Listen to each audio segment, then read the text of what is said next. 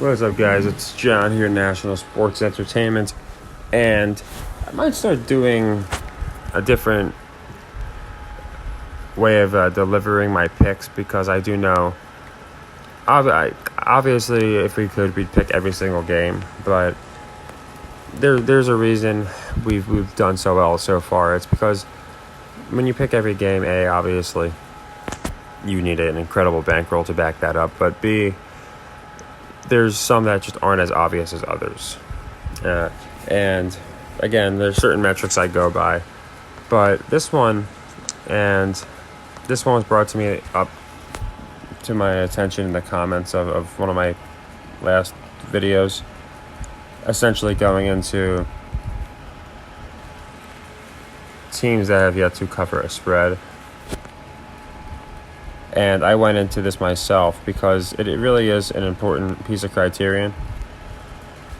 If you notice, again, as I've gone over in my videos, you'll have teams do poorly against the spread, and you'll have teams do well against the spread. You're not going to have a college team lose, go 0-15. I don't even know freaking how many games they have against the spread. It just doesn't happen. So I appreciate Frank for pointing this out. I was asleep. That's why the Clemson video I put out literally was like 12 minutes before they kicked off the ball. I apologize, but like I said, even now, that live bet's still good. You're getting about the same odds, if not better, for both the under dropped a little bit. But like I said, I still like the under and Clemson live. But my point is, it was brought up to me, I saw this comment once I woke up and made that video. Otherwise, I would have obviously done them all in one video. And Frank points out the teams that are still winless against the spread or undefeated that are playing tonight. And again, they're not all going to break the spell. That's another thing you won't see. You're not going to see every single one of these teams break the spell, but we will see more than them probably break it than ones that don't. So, unfortunately, a lot were already in play.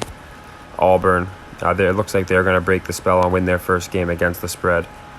UL Monroe's it's close, but it's looking like they're actually going to lose.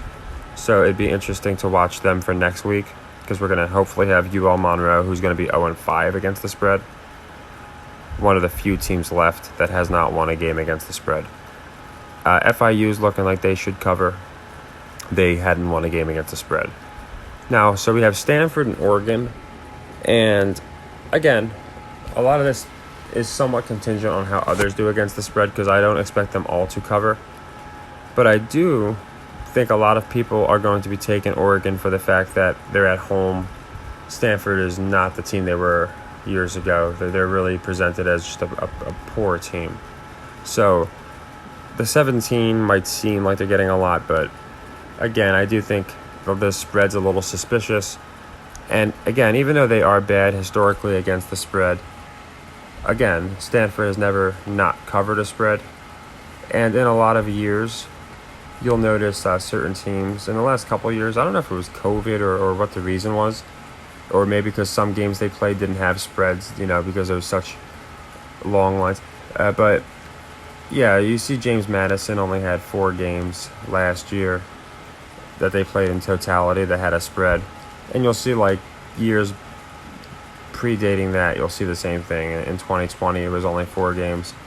And there's other teams as well that you'll see that they for whatever reason, it seems like it's only Madison. So I'm guessing every year James Madison, for whatever reason, only plays 5 ranked teams or 5 teams that are not Division II. I'm not exactly sure what the reason is, but they're the only team that doesn't play a full 16 games where it shows them against the spread. Now, you'll see Stanford has not won against the spread yet. And again, they don't have the best history against the spread. But with that being said, they've still finished, last season they finished 3-12. They still have 20% of their spread games. And if you also notice, we have a few repetitive teams. Florida International and Stanford, who were the 2 worst against the spread last year, just happened to be the 2 of the last teams to be covering a spread this year. And why do you think that is? And the reason it is because they're not giant teams like Memphis or Auburn or Kansas, they are teams that not a lot of people watch. Stanford doesn't have the following it used to. And Florida International is like the 9th most popular Florida school. So again, when you have games that not as many people are watching, you can get away with having a team go 20% against the spread. But that being said, Stanford went 20% last year against the spread. I don't think they're going 0% this year, or even 10. So that's why we're picking Stanford. Now, we do have Clemson currently in action. If you saw my last video or read the comments, or if you, again, earlier in this video, like I pointed out, I like Clemson still. I have no reason to believe that they're not going to cover. So I don't see this one as a second bet of the sequence. It's going to be its own. It's going to be our last one, of course. Like I said, my number one metric is the spread. It's been by far the most accurate. And again, over time, historically, it's one that's almost never been proven wrong. Like I said, if you go back years, and you can do this with every sport, look at teams against the spread.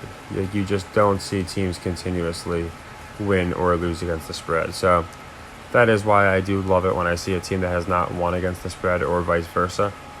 So here's Stanford to get their first win of the year against the spread. And we're just going to go in the middle here. We do a lot for 25. We do a lot for 20. We're going to go right in the middle because, again, we never know how tomorrow is going to go. It could go great, and it could be, we're 2 legs into a couple games early. So, again, that's why I always stress the system. And we can go over this weekend's results, the college aspect.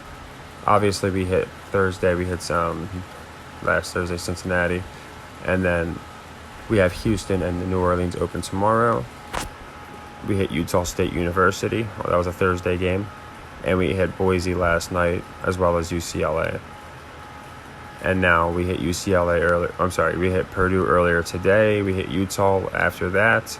Alabama came through. So you can see we're hitting a lot of our picks, which is great. It's always good that we're picked. It means that we're over the target. But again, we're going to have ones go to the second leg. We're going to have them go to the third leg. And now we have Clemson in play. And then it's just going to be Stanford here. As you can see, I was able to get 17.5. So that's always nice because it negates a possible draw where you might get a win if it's a 2-touchdown and field goal game.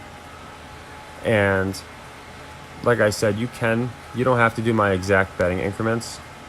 But this way, you just know, again, I'm showing you in live time what I'm doing to profit. So this one was $22.50. I believe it was around 24 to win $22.50. So that one's going to be determined.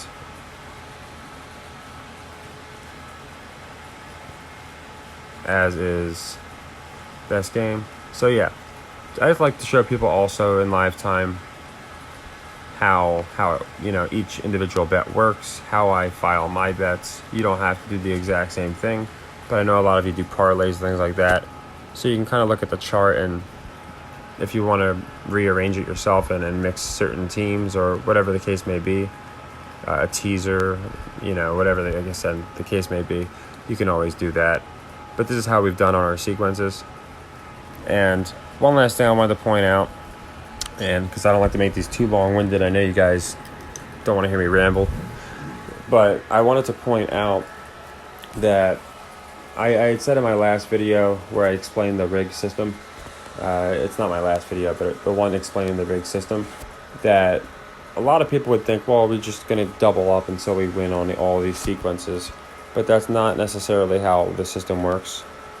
Essentially, for every time we win a sequence, in this case, it's going to be every time we win 7.5 sequences, which means like this first one with Ohio State University minus 19, we won that sequence. The second you win your increment, your 25, that's a sequence. So we've won 2, 3 with Green Bay, 4 with Denver, 5 with Dallas, 6 with Cincy, etc. you only have to win 7.5 sequences, and then you can lose a 3-legged loss, and you're still not in the red, and that's the goal here. So believe it or not, we've already won almost double that. We're almost up to 14-1 sequences, which would be able to afford us 2 3-legged losses where we would still not be in the red. And that's why this system's so important. It's not about doubling up until you win, because then a lot of people will just, on one unlucky series, they will just lose all their bankroll. And again, I'm going to try and find random internet guy, aka Rig. I'm going to try and find that old sports betting forum to show you the charts. I just have yet to be able to find it. So I just wanted to recap tonight, as well as the other games we've done, go into why I think Stanford has a good chance of covering, and also let you guys know that for Sunday, like I said, for one, we have a lot of outstanding games, so we really can't pick too many more. But going forward, what I am going to be doing is I'll do a weekly thing where I pick every single game that I think will win. I'll bet the ones that I personally think are the highest chance. But since I know a lot of people want to bet certain games, or you might be fans of certain teams, you might want an analysis on a certain game that I might think is too close to call, but I'll still give you my opinion. So, unfortunately, I can't do polls yet. But like I said, I'll just do an opinion on every game and a separate video for the ones we're definitely going to bet on, if that's what you guys prefer. Thank you again, everybody that gives this channel a chance. Again, I ask everyone to just watch the videos from the beginning of the playlist so you can see it in live time. You're never just taking my word for it. A lot of people like to say, oh, I took this team, or I'm going to take this team, but you don't actually see them do that.